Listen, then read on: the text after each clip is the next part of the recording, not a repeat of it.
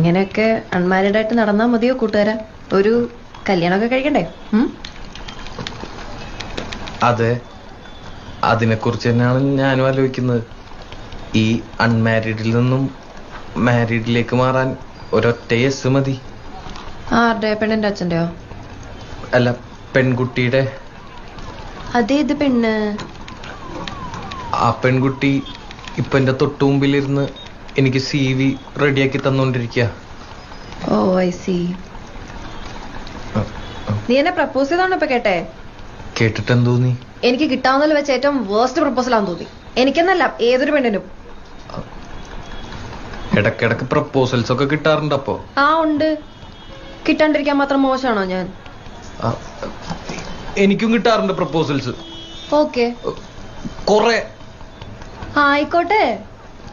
ഇതെന്താണിത്? എന്തു പറഞ്ഞാലും ഒരു കുലുക്കമില്ലാത്ത